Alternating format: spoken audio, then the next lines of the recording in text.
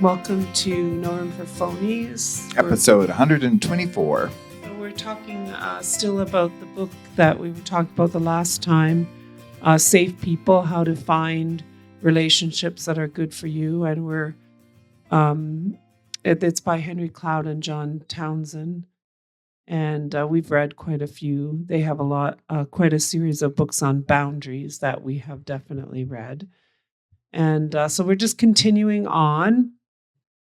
Lots we could say about what's going on in the world, but we're not going to delve into that because anyway, it takes us away from what we're trying to do in helping people to reflect on their lives and their choices and their relationships, which may actually serve to change some of the world and maybe in a slightly different way, rather than arguing about politics.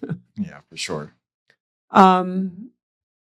So a couple of the questions that he asked, one of them is, do you have a safety deficit when it comes to relationships, or do you have enough safe people in your life? And some of the questions that you need to ask yourself about your relationships to kind of determine. Right. To kind of do like a reflective self-evaluation about your safety level or your safe people levels. So the first question says, do I tend to be the giver in the relationships rather than some kind of a mutual give and take? And I think some relationships can be slightly, parent-child relationships tend to be slightly towards the giver. The giver and, the parents giving. Yeah. But I mean, generally, when I think about this, I think about somebody like completely just taking advantage of you. Right. And not... in friendships, in the workplace. And give and take doesn't have to mean like I'm able to do for you the same amount as you do for me. Right. It's actually... Or the Christmas present you get from me should be the same value as the one I buy for you. No, but it's more about... being there for each other, treating each other with respect, that kind of a thing to me. And do you find that, the second question is, do you find that people approach you when they want something from you and less just to simply spend time with you? That's a red flag. That is a red flag. Being the other person being a taker instead of a giver. And the next question is it difficult for you to open up about your real feelings and problems with that person? And number 4, is it hard for you to see people as a source of support? Like when I think of a safe person, I think of a person that when something significant happens in my life, I want to call them. Yeah. But an unsafe person is something significant happens or I'm struggling with something and I want to avoid them. Right. So that's kind of the way thing I see it. As we age and meet new people and some friendships fade and we try to start new relationships, I was listening to a podcast the other day about men finding friends with other men. Yeah. And how hard it is as you age. And it's basically to test the waters with, share something that is a little bit more vulnerable with a new relationship. And if that person is able to share something back at about the same level that's really of important. Vulnerability, then you try again. And they're safe. But I'm sure it doesn't matter on the gender. But for men, if the other man then at some point climbs up or gets very uncomfortable with your vulnerability, maybe then they're not a safe person. Right. And I think the next question, do you prefer to be alone to deal with your problems? Is that your preference? That's probably because you don't have enough safe people in your life to help you or to support you. Yeah. And then have you become aware of a pattern in which things are okay when you're not disclosing yourself, but that people withdraw from you the moment you're honest about yourself? Yes. And do you often choose people who let you down over time? Are intimate, vulnerable conversations rare in your relationships? And do you find connections revolving around activities and not relationship? Yes, absolutely. So the next, I just want to say something about that activities. And sometimes it's not even just activities, but it's like, well, I don't know what someone will say to you. Well, I don't know what's going on in your life. So I need to get together with you to find out what's going on in your life. mhm. When that's kind of weird to me. Because I just want to get, like, when I think of, say, having. I mean, it's different to me than, let's say, a few months have gone. Yes, And you just okay. say, oh, we've got to get together and catch up. And they're sincere. Yes. And But then I'm they actually say a time and a day. Yes. But I think the other thing is, like, when I think of, the times when I meet for breakfast, say with my friends, or I go, to spend time with, like, Jade and the kids, or whatever, the Chris and their family. I don't think, oh, I just need to know what's going on in your life. No. I just want to be with them. Right. And then whatever conversation comes up, then you just come. And it's the same with my own kids. Yeah, exactly. Like, I don't connect with them so that I can, I want to Tell know me every about detail. your day. Yeah. No, I just want to know, how are you? Are you okay? Mhm. How are you feeling? And then we can talk about whatever is on your heart, but I don't need to know, I don't care to know the details of your life. So that's, I don't know, that just made me. So, and the next thing to look through and in yourself and to reflect through is, how are you functioning? So, are you depleted because of the lack of intimacy in your life? So, the lack of close friendships. And do you have difficulty completing tasks? We can't be finishers when we are empty relationally. No matter how committed and sincere we are, we really actually do need each other to be able to have the energy to finish. Yes, to do things. Physical health, there's a close relationship between our minds and our bodies, and our physical well-being is a good barometer of our emotional and spiritual life. And then if you are dealing with someone who is unkind to you on a regular basis, then that actually inhibits your spiritual journey. And I don't mean spiritual in regard to, like, religious. I mean spiritual in regard to opening your heart to feeling. You get closed when people are unkind to you. Mm-hmm. So why do I choose unsafe relationships? So, and we, like, a few of us and our friends, with some of my friends, we've been talking about this a lot post-election, because it's kind of like, why do some people choose what we perceive to be a very unsafe, unkind kind of a relationship? Yeah. Right? With a person that we go, wait a minute, when you list all the things that person has done. So, I mean, you automatically start thinking, well, then our values are really, really, really different. But I think, I think that politics does the damage to friendships in an unnecessary way. Well, I think that we should be seeking, what is this? I mean, even with the disappointment around the election, we should be seeking, for us, what is the disappointment. Yes, for us.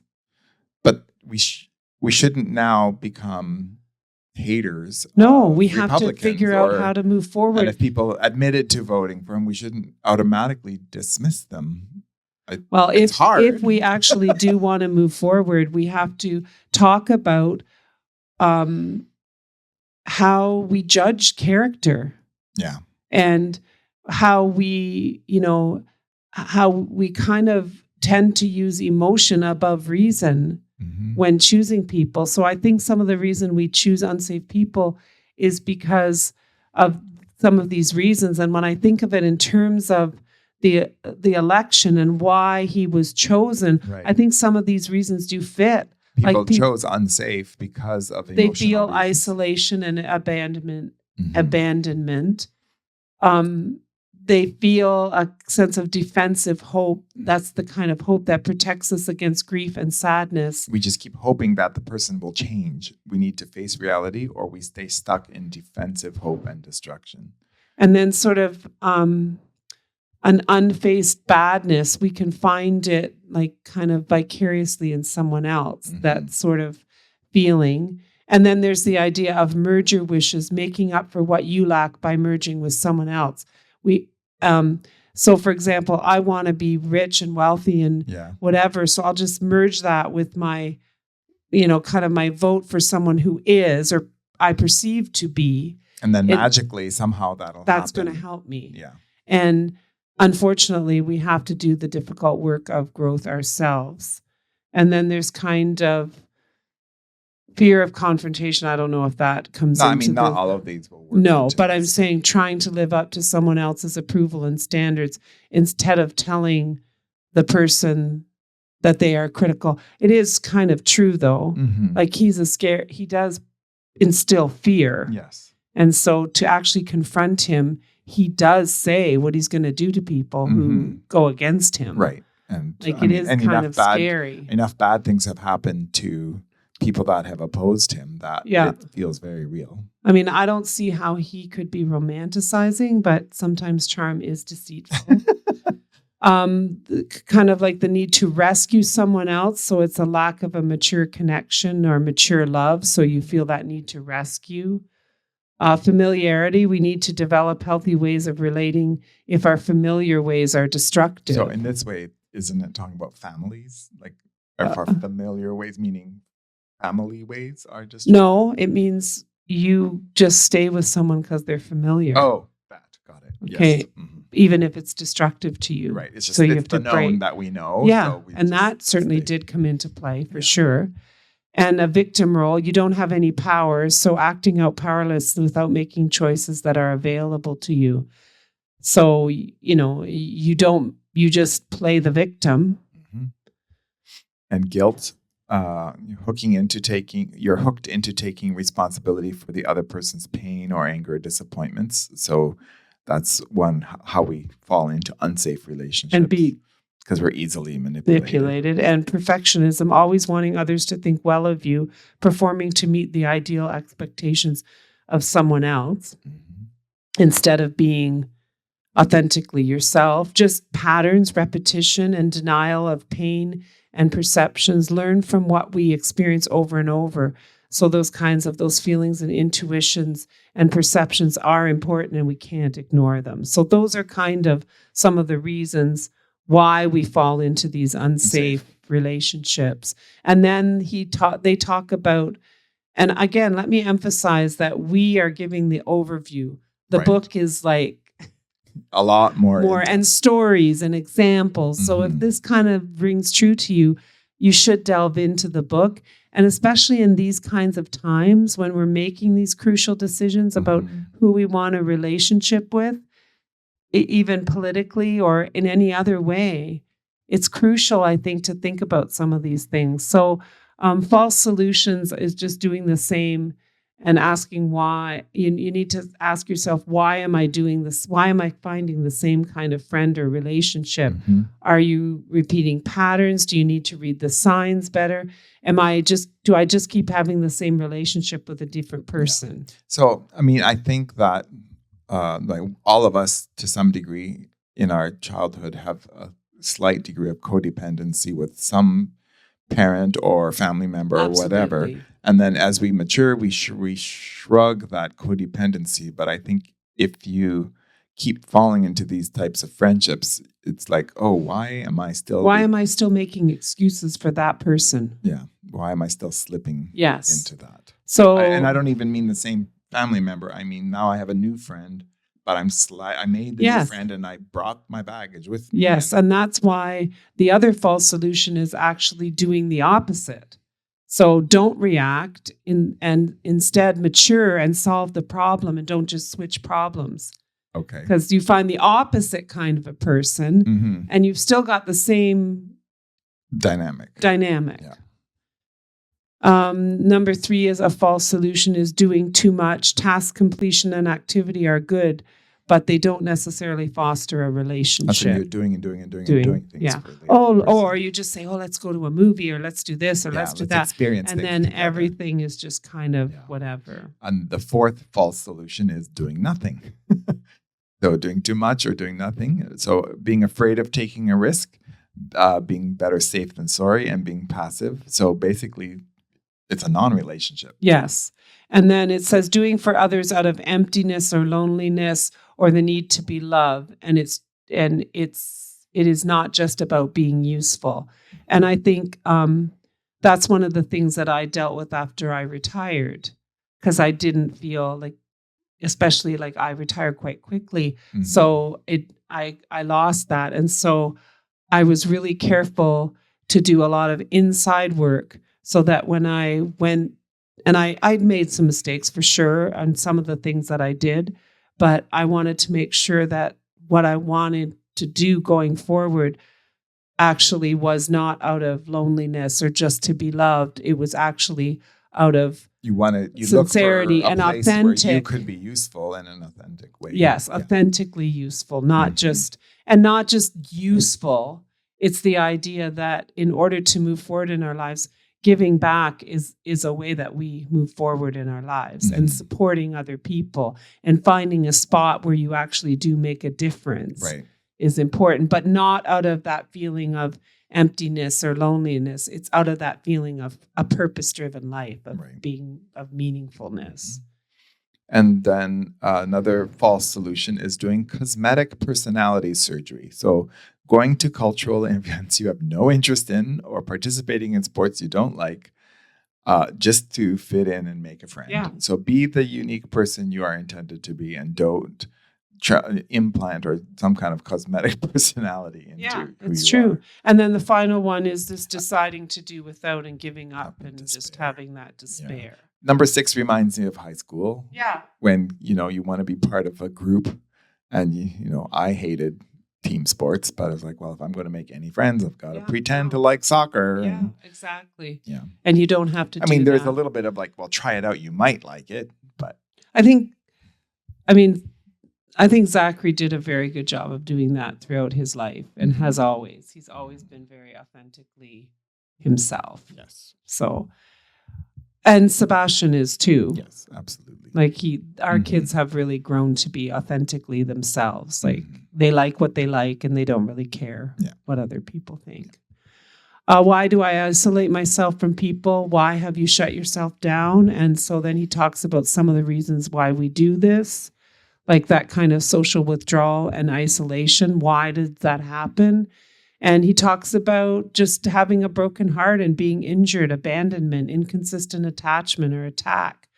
Like we do need each other. So you have to let, that love or relationship melt that cold, hard ice of your own self-sufficiency that grows when you're hurt. Yeah, like the Grinch. Yeah, like the Grinch. Your heart must be too small. Too small. All right. There could be, if you have a lack of hunger for a spiritual connection. So again, this is on a deeper level than emotion, and yet it doesn't have to be a religious connection with another person. And then they talk about devaluation of like yourself, I think. When you devalue, it protects us from pain, but it destroys the love that could save us. It protects us from risk and keeps us kind of dead inside. And it's kind of a coping device. So reaching out for connection is work. And you can all devalue yourself, and you can also devalue what you need. So anyway, and then he talks about perfectionism, which actually causes depression and destructive behaviors. It can cause things like divorce because it's basically an inability to tolerate faults, and it kind of disqualifies us from connection and pushes others out because it makes us critical and entitled. So it's kind of the idea of, and I'm like this, I have to be very careful because I don't suffer fools lightly. Right? I never know what that expression means. It means that I don't suffer people who just make what I consider to be like destructive decisions for themselves. Right. When they have the opportunity. You're not just going to stand by quietly. No. But I don't expect people to be perfect, and I don't expect me to be perfect, but I do expect people to be trying their best and giving, 100% to what they're working But at. some people some people would say that pressure is perfectionism. Yes. Yeah. So that's what I have to isn't, but I have to guard against that. But it's that person's issue. Right. But I guard against that because it's the same, you've got to take people where they are and what they're at and how they're struggling. Right. Merger wishes is love minus boundaries. So mergers feel that separateness is abandoned. So this is a type of person. Yes. If you're a merger, you feel that separateness is abandonment. So you kind of just can stay merged with that other person, let them take over your personality or your demand things, because otherwise you feel that you're going to be abandoned. And then there's the passivity person who never takes a stand, never disagrees, never confronts, never reaches out.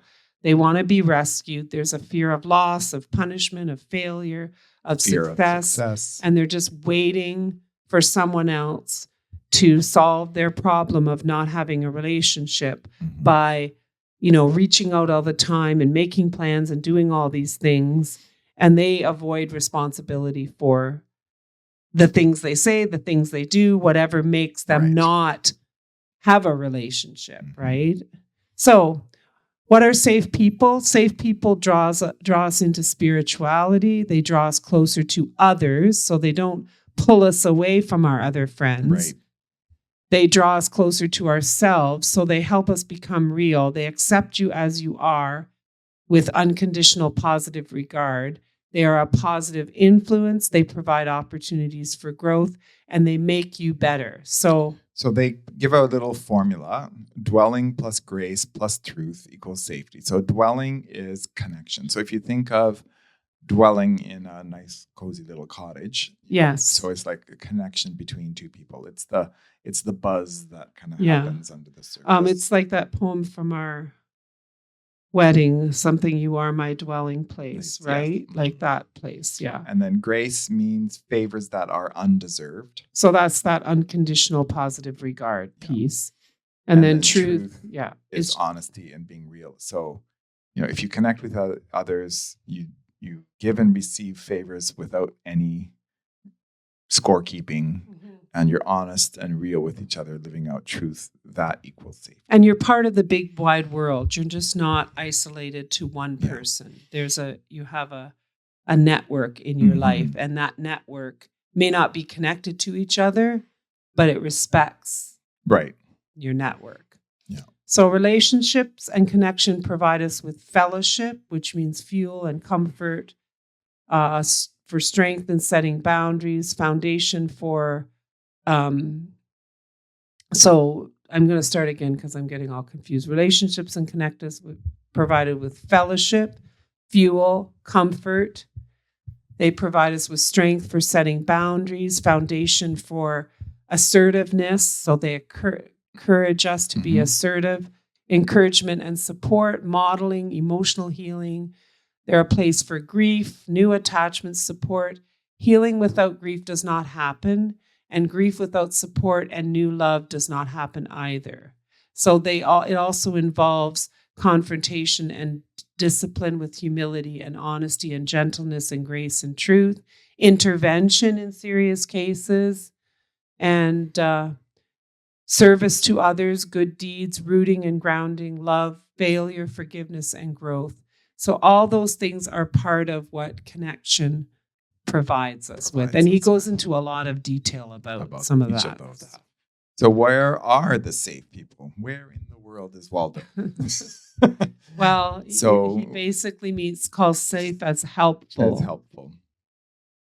So it's very interesting, again, in times of political turmoil. So in the States, a Republican would ask, where are the safe people? All the Democrats are snooty, intellectual, superior than everybody else. And the Democrats are saying, where are the safe Republicans? They're all racist. And they're so all... they go to the extremes, and it's almost like a big cartoon of real life. Yeah. But the things that you're looking for with safe people are love, confession, humility, truth, and grace, wisdom and character. And this is where discernment comes in. So you need to make informed choices and be careful. And in that part, they talk about the amount of work it is to actually make a circle of safe people in your life. So it is a lot of work. And then they talk about restorative friendships that provide acceptance, support, discipline, and modeling, acceptance and grace. So a restorative friendship has acceptance and grace, mutual struggles, not the same struggles, but mutual struggles, loving confrontation, avoiding toxic dependency, which means that you have other friends and support systems, not just that one, Mm-hmm. and understanding what you need to do to grow, and mutual interest in chemistry, obviously, absence of one up and one down dynamics, spirituality, honesty and reality, not religiosity, and the absence of controlling behaviors like nasty texts and like all that sort All of the stuff. kind of manipulative stuff. Yeah. So as you're growing and building a circle of safe people, you need to learn to ask for help, not functional, but emotional connection. So this develops humility. We have to own our needs, and it's also us taking initiative to ask for help.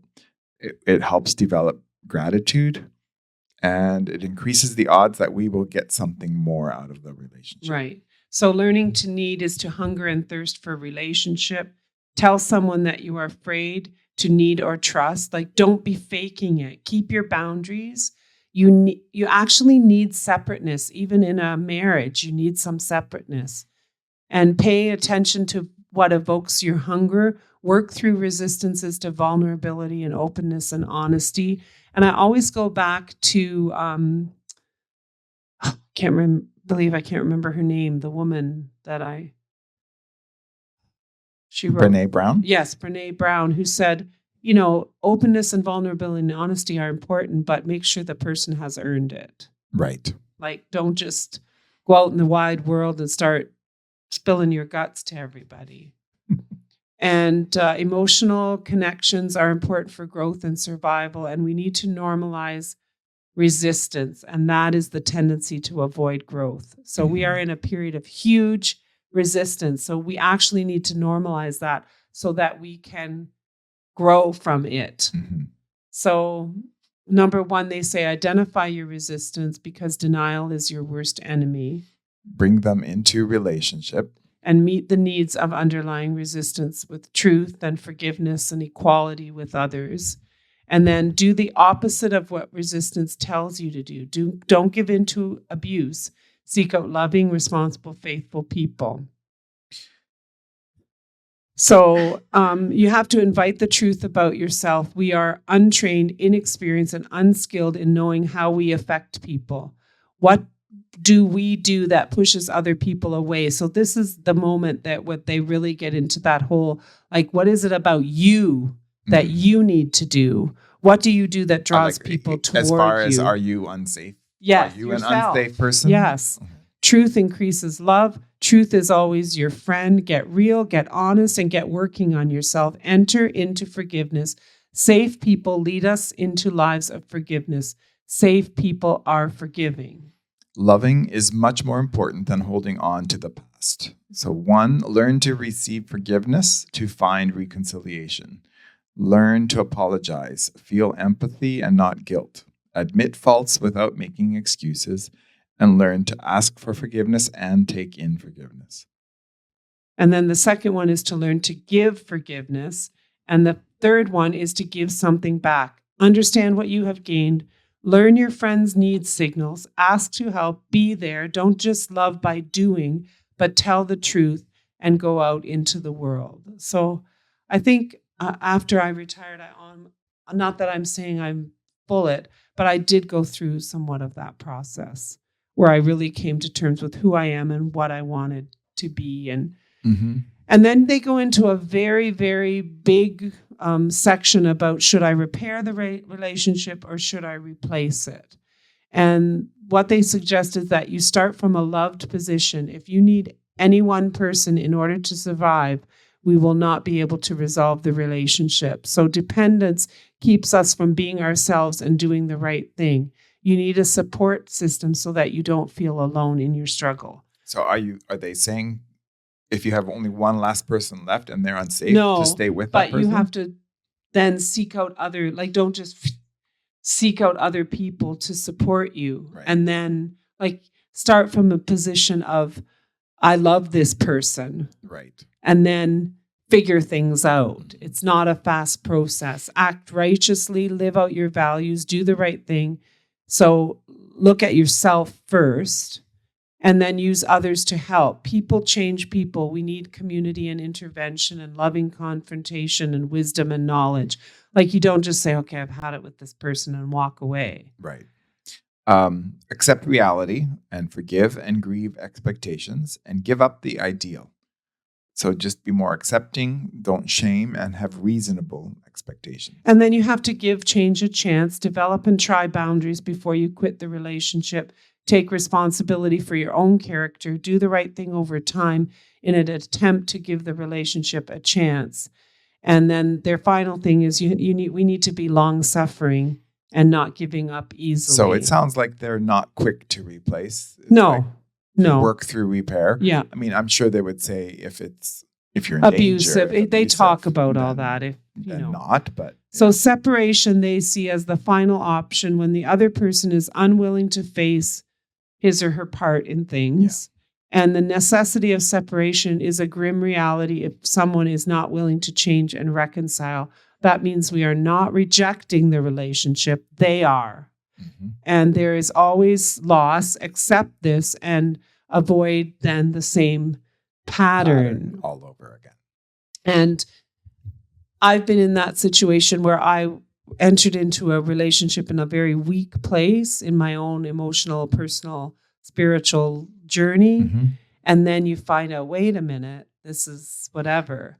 So it's tricky. Right. Because So- as you've grown, the relationship now needs to change, but the other Yes. person isn't necessarily. Yes. They still view themselves as superior or you needing Yeah. them. Yes. Yeah. So it's a tricky, and then you have to think about, is that person really in a position where they can Grow. understand or receive an intervention or grow, and sometimes a relationship doesn't have to end, it just has to cool. Right.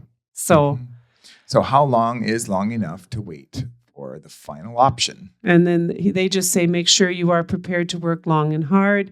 You can be saved from a life of relational hell with unsafe people, but you must do the hard work of dealing with your own self. So for an abundant life, they say, abide deeply with safe people and deal redemptively with unsafe people. I think that last phrase would really help me if I am, for example, married to an unsafe person. I'm not. I'm just saying. Or No, I agree. or a child is an unsafe person, or a parent is or a coworker that you can't quit the job and walk away from. Right. So in that case, you really do need to abide deeply with other safe people. Yes. So that you can just manage that Yeah. relationship that you can't. Well, cut. and I mean, I think because we have a safe relationship, so then when I'm dealing with someone in my, who's yeah.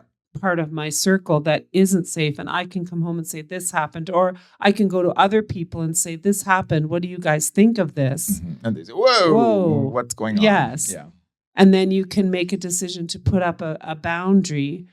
And that, I think, is where I'm at the point that I want to explore more deeply, is what, basically what happens when a person doesn't accept the boundary. Well, it doesn't really matter because the boundary's there. Right. And if they want to come and say, I don't like this, you can say, I'm sorry. You can have that conversation. Mhm. And that's the conversation that you can't back away from.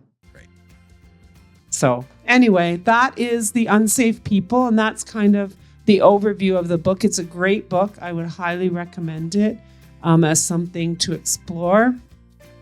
And so November 30th, we're actually going to have a guest, our financial advisor. We're going to do a session.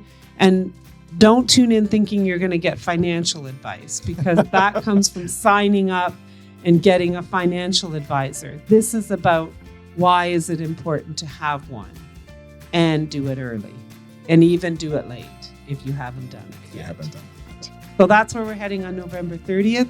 So thanks for joining us on No Room for Phonies. Safe People, Part 2. Good night.